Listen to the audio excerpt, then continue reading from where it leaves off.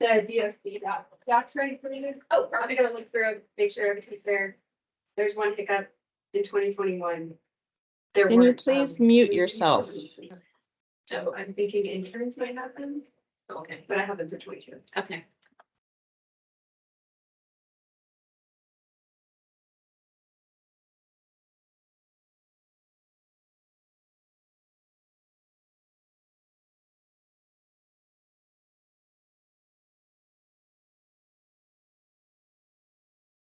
Okay, let's go ahead and get started. Thanks to all of you all who are here. I know we have this as a 2-hour meeting. It will really not be more than probably 45 minutes. And for those of you who are longtime subrecipients, this is mostly review, so thanks for coming. For those of you who are new, hopefully it'll be really helpful to kind of give you some tips about reporting and invoicing and requirements and all that good stuff.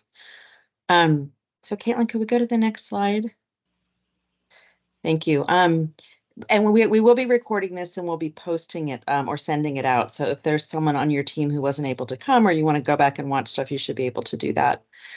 So what we'll be doing is we'll do a quick round of staff introductions in case you don't know us, an overview of the Community Development Fund, which is the grant that you're receiving. We'll talk about subrecipient agreements, reporting and invoicing, what to do if you want to change your budget or performance measures through the year, and then important dates to keep in mind. So next slide, please. So introductions, this is us. I'm Jennifer Daniels. I manage the Community Development Grant Program. Zina Abdul Rahman is our administrative grant specialist, and she's letting people in, so I won't ask her to come on camera. I'm sure you've heard from her as you've been working through agreements. She works on that, and she also will help if you have questions with Zoom grants. She's a great resource for that. Andrew Hartzig, I see you're on camera. You want to wave? Andrew is our management and budget analyst. He pays the bills. He's an important person. Caitlin Jones, also on camera, if you could wave, and Rolda Ned, who is not with us today, are both community development planners, and they're the folks who will be working with you on as you're developing performance measures, budgets, as they're monitoring. So if you don't know which project monitor you're working with, reach out and we can let you know. So nice to meet you all. And as you're entering, if you could write your name and organization in the chat, that would be helpful. That's our log of who is here. So subrecipient agreements, many of them are done. Hopefully, if this is for fiscal year 2024, which starts next week. Yeah, Saturday, Sunday.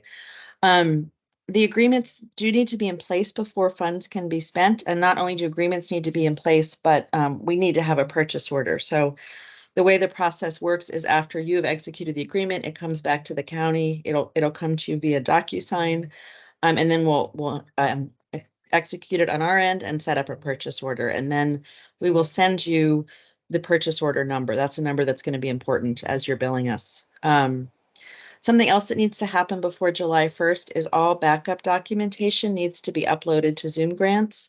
So as you were doing your application ages ago now, some of the backup documentation was not required at the time, your W-9, some of your organizational information. We do need that now since you are a subrecipient. We'll need that as we're monitoring you. We need to do that to make sure that you're all set. So if it's not there, Zina should have or will be reaching out to you to make sure your information is there. As I mentioned, your agreements were routed via DocuSign. Most of them are either en route or done. I think there's a few that we're still working on, but hopefully those will get done mostly this week. They were routed to your authorized signers. So those of you who are ongoing subrecipients know that the authorized signer may or may not be your CEO. It may be your board president. So we have your corporate documents. We've checked with most of you about who should be your authorized signer.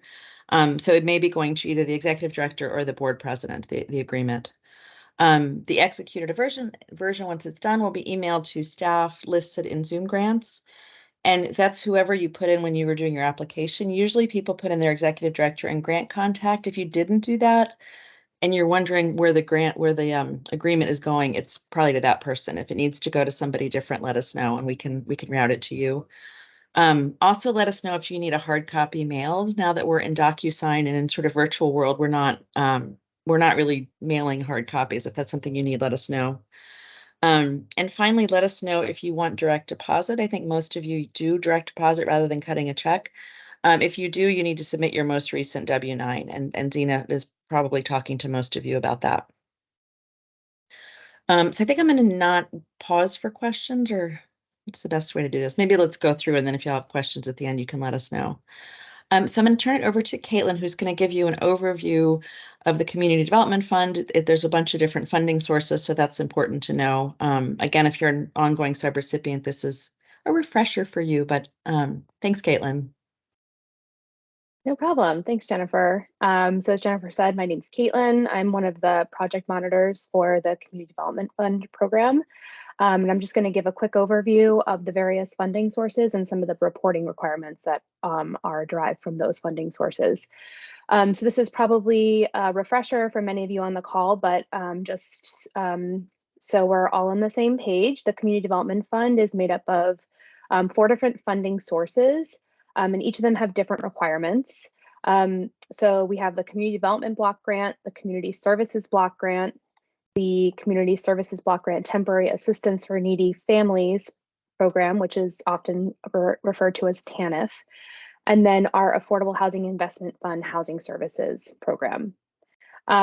We do administer some general funded programs, which are funded directly through the county's base budget, but we monitor those programs using CDBG general guidelines. So I just want to reiterate that it's really important for you to know which funding source your grant is funded with, because that, as I said before, dictates the reporting requirements that you will have throughout the fiscal year. If you've had a funding source in the past, I wouldn't assume that it's the same funding source in the next year, because sometimes we shift things around based on the amount of funding that we get from the various sources. So, if we get more money in CDBG one year, sometimes we switch programs over to be able to fit everything in. So make sure you look at your grant agreement to make sure that you know what source it is funded with. So I'm just going to go over some quick community development specific terms, and you'll hear us refer to some of these, throughout the call today and throughout the program year. Because Arlington County is the recipient of federal funds, organizations that are awarded funds from the county are referred to as subrecipients or subgrantees. Sometimes you'll hear us refer to a PE form, and what this is your program evaluation form, and this is the reporting portion of the agreement that Jennifer was just mentioning you signed at the beginning of the year. It includes your program strategies, your performance indicators, demographic and income reporting requirements, leveraging information. So it's attached to your agreement. It's generally you'll remember that Rolda or I will have reached out to you before the grant agreement is routed to you, just to make sure that we're all on the same page about how you will be measuring the performance of your grant over the program year. There's also something that we refer to as the consolidated plan or our annual plan. And these are the planning documents that we use to outline the strategies and programs that we will be proposing over the year for as required by HUD. So anything that any of the programs that we're recommending or that are operating throughout the year, we put those in these planning documents and submit that to our funders to let them know how we're going to be using the funds over the year. And then on the back end, we have our CAPER, which is the Consolidated Annual Performance Evaluation Report, which, as you can guess, is what we submit at the end of the year to analyze the performance of our grant programs. So just a little bit more specific information about some of the funding sources. So the first is our Community Development Block Grant. And this program is derived from the U.S. Department of Housing and Urban Development. And CDBG programs have to comply with Title 24 of the Code of Federal Regulations, Part 570. Programs that are funded through CDBG can serve clients up to 80% of area median income. And those income guidelines can be found in Zoom grants. And when you log into your application, there's a table that's in one of the tabs in Zoom grants. Some additional requirements that might apply to your program are the National Environmental Policy Act, Section 504, Fair Housing Act, NEBI-WEBI, Equal Employment Opportunities, and other federal requirements. A lot of these are pretty straightforward, but some of them don't apply to your program, but if they do, you will hear from myself or Rolda, and we can work out ways to make sure that your program is in compliance with those requirements. So the next program we have is the Affordable Housing Investment Fund Housing Services Program, which is set aside through the county's Affordable Housing Investment Fund, which generally funds bricks and mortar affordable housing development projects, but the county carves out a portion each year to allocate towards grant programs. The AHIF housing services grants are non-renewable and awarded for 2 years. So if this is the first year that you've been awarded an AHIF grant, your program will be automatically funded with AHIF next year as well with the same amount. So it's a 2-year grant program, but then after that, you wouldn't be eligible to apply for AHIF for the same program in the next year. So just keep that in mind. So these are the reporting requirements for CDBG and AHIF. The race and ethnicity categories are dictated by HUD. And so we use the same reporting requirements for AHIF that we do for CDBG. The income levels are also dictated by HUD. This is just a snapshot of how you'll be reporting quarterly, but just keep in mind it is going to look a little bit different once you get into Zoom grants to do your reporting. And we have a representative from Zoom grants today who's going to give a little bit do a tutorial of how to submit your reports at the later part of the workshop. But I just wanted to give you an idea of sort of what you're going to be reporting on quarterly throughout the year. So to move on to our next funding source is the Community Services Block Grant. This is a U.S. Department of Health and Human Services program that's administered through the Virginia Department of Social Services. And CSBG programs must comply with Title 45 of the Code of Federal Regulations, Part 96. And CSBG programs can serve clients up to 200% of the federal poverty level. And again, those income limits can be found in the income table that is in Zoom grants. The temporary assistance for needy families carve out of the CSBG program, they're allocated biennially through the Virginia General Assembly, and requirements are in the Code of Virginia. Again, CSBG-TANF income eligibility is similar to CSBG, in which you can serve clients up to 200% of the federal poverty level. But there are some TANF specific requirements. Typically, we try to ensure that the programs that are recommended for this particular funding source will meet these requirements. So, but this is just an FYI that typically TANF programs have to be serving families that include a minor child, must be offering programs or that include services or payments that are not considered assistance, and costs incurred must relate to one or more of the following: work subsidies, education and training, childcare, transportation, or short-term benefits that don't extend beyond 4 months. So as far as the reporting requirements for CSBG and CSBG-TANF, it's much more extensive than the CDBG and AHIF requirements, in that there's a lot more information that you'll need to collect from your clients. So you're going to be looking at areas such as gender, age, ethnicity, family type, family size.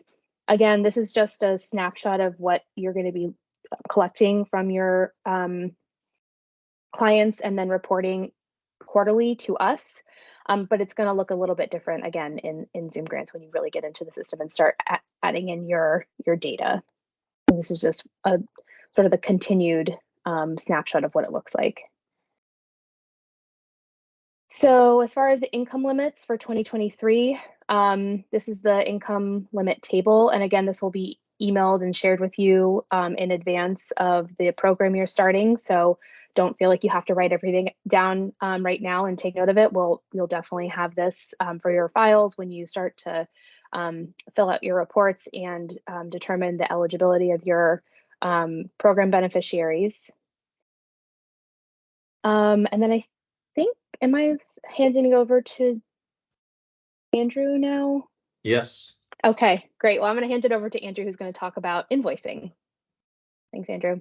Yeah, thank you, Caitlin, and nice to talk to several of you again, and hello to new faces. So like Jennifer said, I am on our the housing division's finance team, and we get you your payment. So for those who have had grants with us for a while, you know the drill. For those who are new, the way the grants are set up for payment, we have you all set up in such a way that we pay you through invoicing. So when you're ready for your funds, send us an invoice through Zoom Grants, and we will work to get the funds to you. In order to get the funds to you as quickly as we can, we have to follow certain rules, guidelines that our finance department for the entire county has put together. And basically what it comes down to is we have to be able to show many things to justify the amount you are requesting.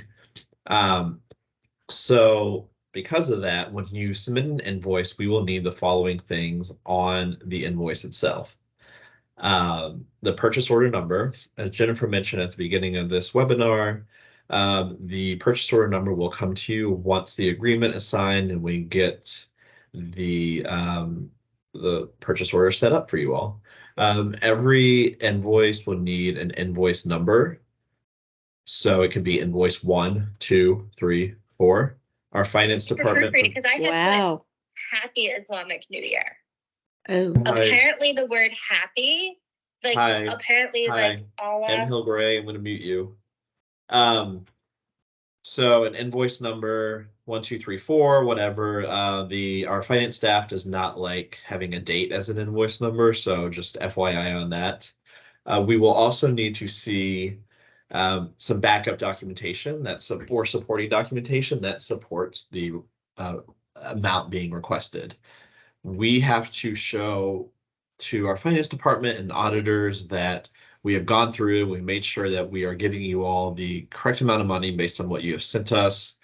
And we need backup documentation on everything for every dollar you are requesting, except for one exception, and that is an indirect cost. As I understand, those are spelled out in your contracts. Next slide, please. So here's just an example of what an invoice could look like. We realize everybody has different systems, different software programs they have. So we understand that not every invoice cover letter will look like this, but you can see that we have the date on there, the purchase order number, an invoice number.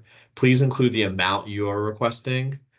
For the program, we have a couple subrecipients that have multiple program grants, and then the time frame for which you are requesting reimbursement for. Next slide. So invoice documentation. Just wanted to go over some examples of types of backup or supporting documentation. A lot of you all will submit for personnel for reimbursement. What goes with that is we need to see timesheets with salary paid. That could be pay stubs or payroll records. Again, we know that you all have different systems that you use. Please use whatever you have as long as we are able to look at it and clearly tie it to the request that you have submitted. I have to say this every year, benefits are not an indirect cost. So if you have benefits you are paying with these grants, please, please, please send backup documentation for those benefits. Non-personnel, that would be things like receipts or invoices, some sort of proof of payment that we can look at and justify that we are going out and coordinating or getting those funds to you with. Again, everybody has different systems, how they do this, whatever, just submit what you have, what you can. We need to be able to tie everything you're requesting back to some sort of backup documentation, except for those indirect costs. But if you have any questions on something that needs to be submitted, please, please, please email me. My email's here, or email your Caitlin or Rolda, and they'll get in touch with me and we'll work out something that works.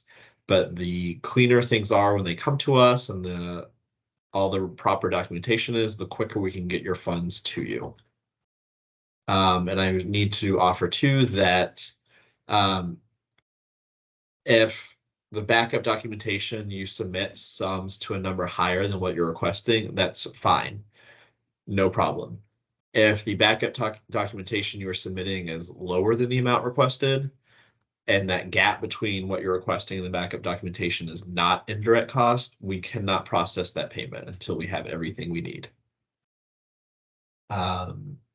Next slide, please. So just wanted to show some examples of things that we have seen come through us that work. This is just a payroll record of a staff member through one of our subrecipients. You can see the amount and earnings and some of the taxes paid. Note that this one doesn't have benefits. So if there were benefits that we were reimbursing for, that would need to be an additional attachment to what is put in the Zoom grants. Next slide. Another one, the payroll register. This one's easy to look at. It has the dates. I've blocked out who the payee is, but this has things like their benefits and their salary. So that's easy to sum together. Things check out quickly, easily. We can approve your invoice and get you paid. And I think that's all I have. But again, if there's any questions, please reach out to myself or Rolda or Caitlin, who I will work with to make sure that what you're submitting is able to work for us. And now I will turn it back over to Caitlin. Great, thanks, Andrew.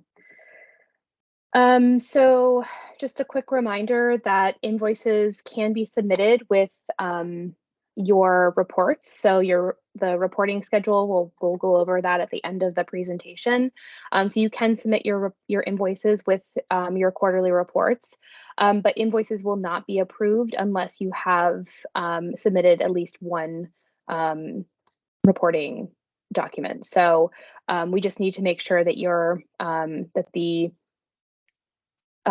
request for reimbursement is supporting actual performance of the grant. Your reports and your invoices, again, will be submitted through Zoom grants, and we'll in a minute be doing a quick demo to show you exactly how you'll be doing that.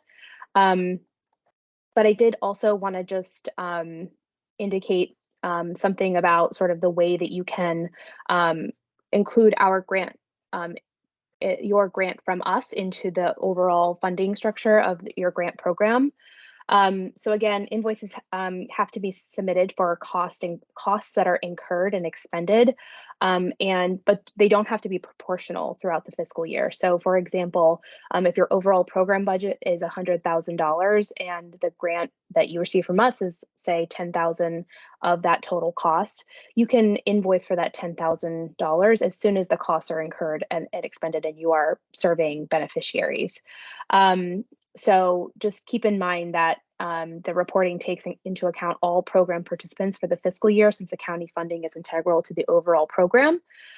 So you can sort of fit us in, if you're able to fit the county grant into the beginning of your program year. It's sort of easier for us to bill down earlier than later in the year. So I think and then just quickly making changes to your budget or performance measures throughout the year. Typically, in terms of your budget, you can make changes within the agreed upon budget in your grant agreement. So, say you allocated, like this budget says that we allocated $15,000 to the executive director, $13,000 to the director of programs, but say your director of programs leaves and you need to reallocate some of that funding, you can do that within the agreed upon structure of the grant. We just can't, it's not allowable to add new costs throughout the year. So if you do want to make changes, reach out to me or Rolda and we can kind of work work that through with you and come up with, you know, an acceptable change to your budget. Same goes with performance measures. If, you know, something happens during the year that, you know, you have to redirect, you're serving more or less people than you thought you would, let us know and we can work with you on changing your performance measures. So with that, I'm going to stop sharing my screen and turn it over to Jennifer Yost from Zoom Grants, who's going to do a quick demo of how to submit reports and invoices. Thank you. My name is Jennifer Yost. I am with Zoom Grants, and Arlington County has been a fabulous partner of ours. I'm very excited to walk you through how to do the invoicing and reporting within Zoom Grants. So I'm going to cover a few of the items, and I am signing in as the applicant, so you are going to see what you see. Yeah. Okay. So I just want to make sure that you are seeing my screen that has a big orange bar at the top. Yes, we are. Perfect. So as soon as you sign into your account, and it's the same account that you did for the application, this is where you're going to come to is your applicant dashboard. And you can see that I am with Senior Assistance League, and that's the application I'm going to go to. If you do need to update your password, you do go into the profile button up here and you can update your information as well as change your password as necessary. So just a quick thing of how you can actually change your password within the system. When you come in, you're going to see all of your applications that you have in your account of incomplete and approved. So your account with and your application with Arlington County should be appearing here. You can see I have mine right here. And we have turned on the invoicing and the demographic and income reporting for this demonstration. And it will be turned on again once Arlington County has made it active for you guys to report. But you can go to your application from clicking on your title that you have here. And that's where I'm going to go so you can see the entire application again. And once you come in, you're going to come to Arlington counties and the application you submitted. And some of this information may open up immediately, and you can hide it that way or click back on it to open if you want to see some of the information, such as those income levels that they were talking about earlier.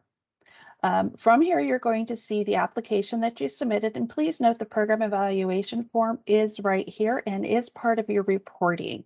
So make sure that you go to this top bar when we get there. Down here is going to be where you're going to be doing your invoicing and your reporting, and where you can see the total so you can do a quality assurance check before you submit your reports. But on this proposal cover sheet, this is where you're going to add additional staff members in your organization that need access to this application, either to assist with the invoicing or the reporting. And by scrolling down is where you're going to see that information. So a collaborator is someone who is given access to actually make edits in the application. So if they're going to be helping with the reporting, they also need access to the application. So make sure you mark both of these because of that program evaluation form. If they're only going to be helping with the invoice and that's the only thing you want them to have access to editing, is to click on this financial. So you're going to put in their email, their name, title, and if you want to actually add them as an additional contact adds them to your account to be able to receive the notifications. If they are just listed here without being added to the additional contact, they do not receive the notification. So it is important if you want that person to receive notifications from the system to also add them down here. For the collaborator, you will invite them, and it is important when a collaborator does receive that they click on the invitation that they receive and go through the login process through the initial email that's sent. From there, you're able to log in by going to the Zoom Grants /login account or going back to that email actually. But when you do as a collaborator are added and need to access the system, you will be prompted to create an account with password of your own and with security questions. It is important that you go through that process. Jennifer, can you show us, can you go back to show us how to get to that page again, where that falls under? Sure, no problem. So from your dashboard, you as the applicant, you're going to then scroll down to the application. So you're going to see it's from Arlington County, the fund, and then my application title. I'm going to hide the information of the description, and it's going to be under the proposal cover sheet. So that's that first tab right here at the beginning. And you're going to scroll down all the way to the bottom, and this is the collaborator. So you're going to enter their email address, their name, title if you want, and then select which one or all of the editing access that you're going to provide to them and click the invite button. Okay. So that's important there. So once you are ready to do an invoice, you're going to click on your financial, and this is where you create a new invoice. And you can see I created a few test ones right here, and you're going to see the status of those. So when you first create one, we're going to go through that right here. You're going to give it an invoice number, and as that was requested, is not to use the dates, but to use like 3. So I'm calling it test, so we know very clearly it's a test. Who the person is, it may not be that's the primary contact for the invoice. It may not be the applicant, it may be someone else in the organization. So entering that information. So if they have questions, who to contact. And then you have your line item information that was in your budget. And you're able to add a description. You add in the quantity and the rate information. So if you're wondering what you were approved for, you can minimize this. And you could come down to the bottom of that financial and you can see where you have been given your budget. And you see all of my budget is in operating expenses. So that is the one that I'm going to put my expenses in and just more money. And I'm going to say it's 1,000. And my rate is at $5 a piece. And you see that it automatically calculates that requested amount. If there is additional documentation that needs to be uploaded, there will be an upload document here that will appear once this is actually live. It's just not live right now. So, but there will be any of that backup documentation requested, you'll have an upload button here to be able to provide. Once you've verified that everything is accurate and ready to submit, you hit that submit button. If you've accidentally created way too many invoices and you're like, oops, this is a duplicate, you can delete this invoice. So we'll submit that button. And now it's saved. I'm going to close that window. And you can see it doesn't show up here yet, and it's because I do need to refresh my my page and go back down to the financial. And you can see now test number 3 is showing up here. And it will say pending until they have determined what to fund and how much to fund. And you can see I have these other ones as paid and approved. So approved is going through the process. Paid has actually been paid. You should be receiving that check soon. And you can see how much is remaining in your balance. So you've got 600 that's been approved, 500 that's been paid, 5,000 that's awaiting. But of what's been paid is 18,900. So you can see how much you have of max being able to request in any of your invoices. Okay. In the reporting, and then you have your reporting tab here. It's demographic and income reporting. And you're going to have each of the months that is as needed. These dates look like they've already been updated. So you have the funding source that you're going to create, and you can only click on one of these. So it's making sure to click on the appropriate one that applies to your funding source. You're going to enter your race and ethnicity information as necessary. So white, non-Hispanic, and white Hispanic. As they were saying, it's going to look a little different from what you're having to report, what you saw in the matrix style that was provided in the presentation. But each one of those races and whether or not the person is Hispanic or not.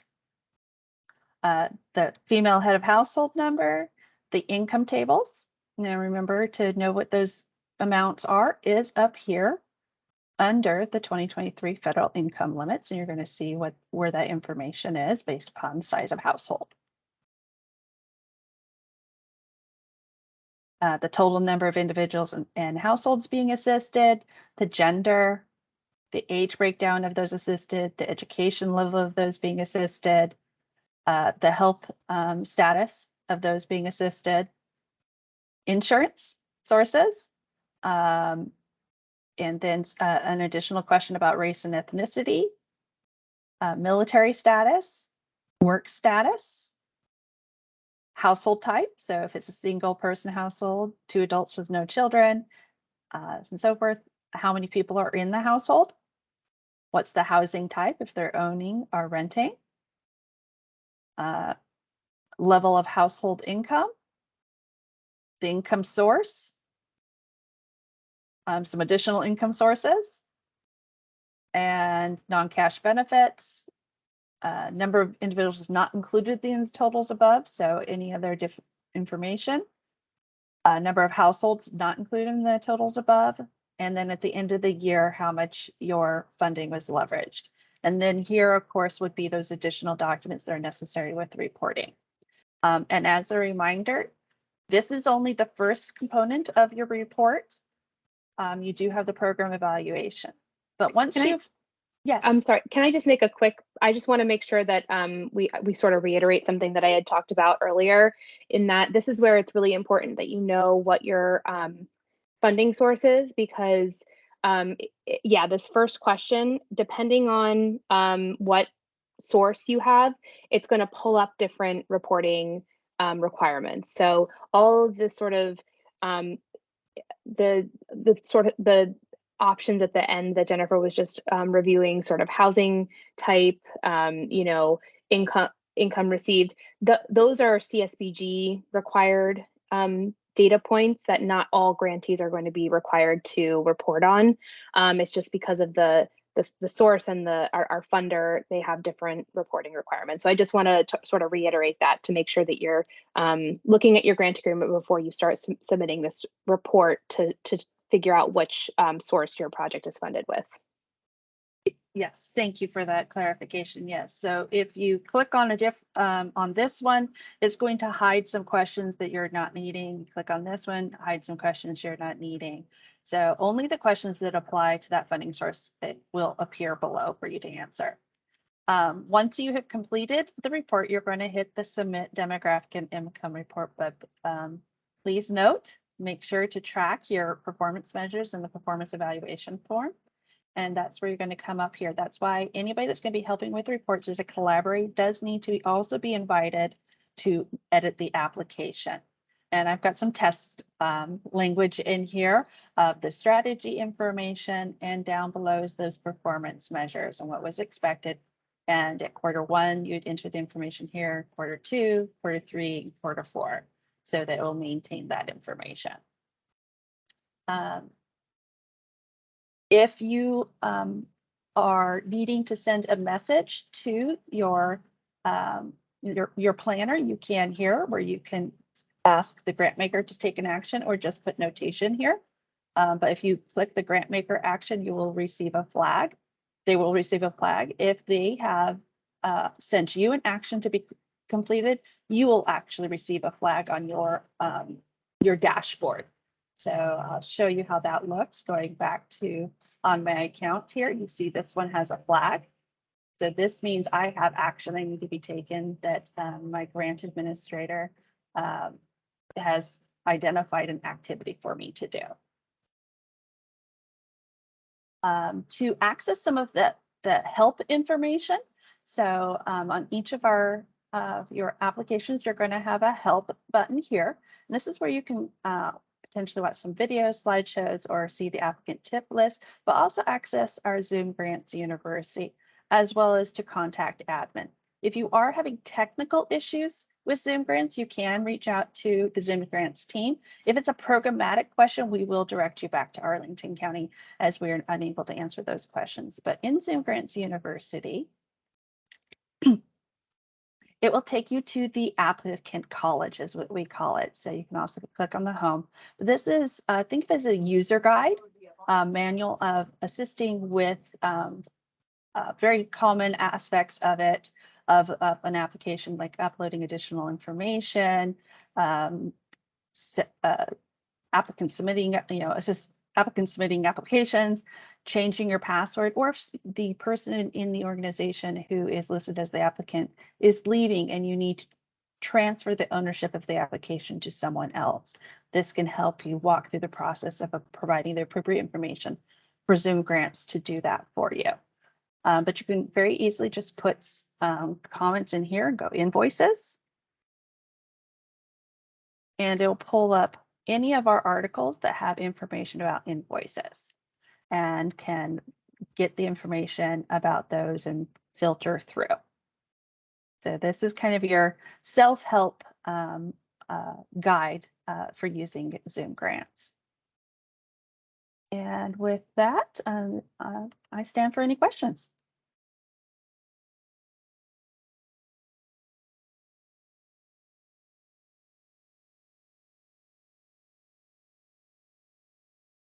Does anyone have any questions for Jennifer? I have a question. I don't know if this is a question for Jennifer or you all. I know we're supposed to do a final narrative report, but I can't figure out where on Zoom to put that, to upload that. So I believe it should be an attachment to the Q4 report. But if you're not seeing that, let's connect offline and we can figure out what's going on there. Okay, thanks.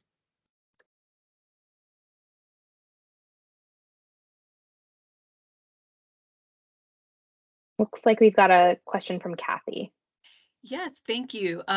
So for the final narrative report, is there any particular format or questions you want us to answer in that, or is it just kind of a summary of the program accomplishments, challenges, et cetera, throughout the year?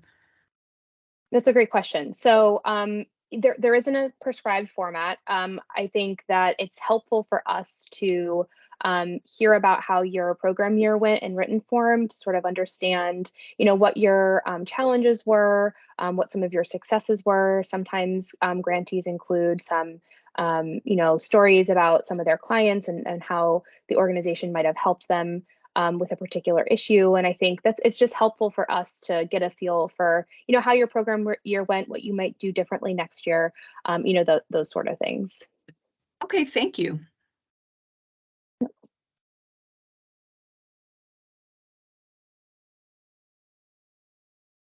Anything else? All right.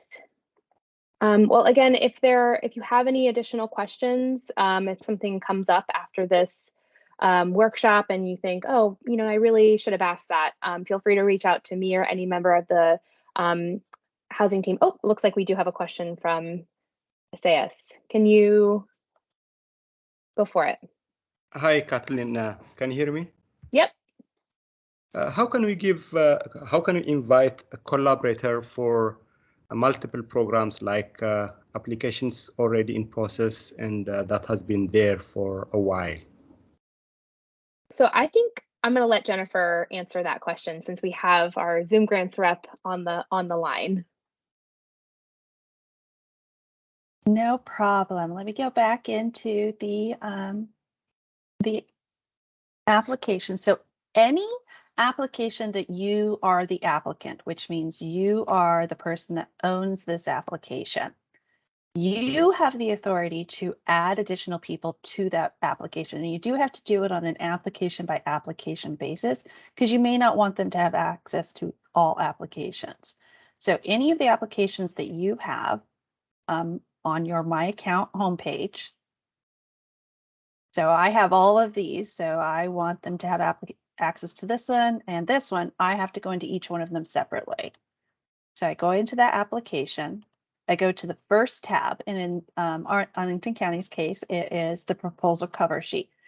Another organization may have called it something else, but it's always this first tab of the top row. And you scroll down and you're going to add the person. You're going to give them access to the different features. In this case, it's the application, the demographic and income reporting, and financial. You choose which one you want them to have access to, and you can change this. So maybe you just started with the application and you're like, well, now we want them to also have financial. So then you can come back and give them additional access to the financial or remove them. So if they're going to be helping with the reporting with this application, they need access to both the application and the demographic to be able to do the complete reporting. If we want them to also receive the notifications, I add them as an additional contact and I submit and click invite. They will receive an email notification from Notices at Zoom Grants, which will give them the link for them to follow to actually access the program. If they don't need to have access, but they do need to receive notifications, such as maybe someone in your IT department wants to know, or someone else on your program staff. They're not entering the information, but you want them to make sure and they receive the information. Or a manager who's not managing the program, but is the supervisor of the staff. You could just add them as additional contacts and not provide them any editing access. Thank you. No problem.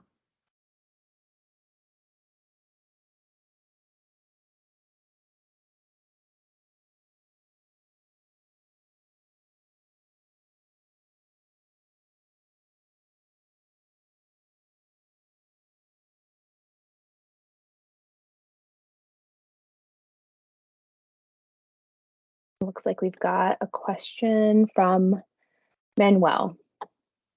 Thank you so much to begin with for putting all this together. We appreciate you for that. The question I have has to be with the final narrative report. If you were to add pictures or videos, would this accept that? If so, what format should be used? I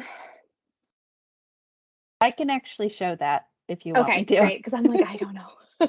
No problem. Thank you. So, so the type of documents that can be uploaded is the same throughout the entire system. So I'm actually going to go into our document uploads, as the document uploads have not been added, slots have not been added to the financial and demographic information at this point. But this is also if staff is asking you to come in and upload your W-9, this is where you can come. You click on the upload button here, and a new window will pop up where you're able to give it a file name. You're able to go and find the file, so you can have an upload, or it can be a link, such as that might be a newsletter that you publish on your website. You're talking about a success story or something like that. Or if it's a very, very large document, and maybe you're using a Dropbox. You can choose the file from, if you're doing a file upload rather than a link, you choose, click the choose file and go find it on your network. Please note each individual file can be no more than 4 megabytes. That is pretty large actually, but if it is a document that needs, let's say 7 megabytes, you can break it up into a part 1 and a part 2 and put it in the exact same slot, so they will not override. The documents that are supported are those standard documents, Word documents. You can do a TIFF, you can do a JPEG, you do a PDF, you can do MP3s, you can do a little movie. So these are the documents that are supported. Once you've added that, you're going to hit that upload button and it will save to the system, and you hit the close. If you do not see, this will be updated when the page is refreshed. As soon as I do the refresh button up here, it would then show up here. I didn't actually add anything, so it's not going to show. But the same process, no matter where an upload button is going to be those type of documents. Thank you.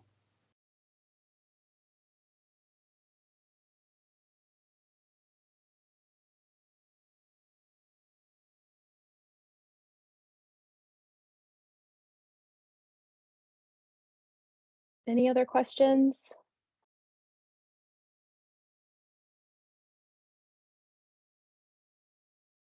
All right, well, I'm not seeing any. So with that, I am going to hand it back over to Jennifer, who's going to talk about, oh, wait, maybe we did get another question. Oh, never mind. Yeah, so I'm going to hand it over to Jennifer, who's going to close out the meeting. Thanks, Caitlin. Thanks, Andrew. Thanks, Jennifer. Those of you who are new, are you terrified? Our reporting is not for the faint of heart. So some important dates are, as you know, the grant year begins July 1st, 2023. If your agreement is in place, you can go ahead and start spending money. First quarter reports are due October 16th. I think the 15th is a Sunday. I think that's right. Second quarter, January 15th, April 15th. The end of the year, we do need final invoices before the end of the fiscal year because we close out our fiscal year. So final invoices are actually due a couple of weeks before the end of your program year. We encourage you to bill, for upfront for what you can. If you can sort of plan an 11-month grant year and kind of bill that way, that's helpful. Otherwise, we can figure out what works. And then final reports are due July 1st, although does that fall on a weekend? Whatever the Monday after that weekend is. And I think are you unsharing, Caitlin? No, you're still. Yeah, I'm sharing. Okay. Next slide, please. So one final thing, we do ask that you conduct customer satisfaction surveys. This is required by a couple of our funding sources, and of course, it's just a good practice. So we just wanted to remind you to do that, whether some of you do surveys, some of you just ask people, hey, was this useful? I mean, it obviously depends on the kind of program you have, but we do want to encourage you to do that. And if you do, to please report on it. Some of you have that as part of your performance evaluation measure, some of you don't. You can always put that in your year-end narrative or something like that. That's helpful for us to have. Next slide, please. That's it. So thanks for all of your work. We're excited to work with you. Do we have any final questions? Okay.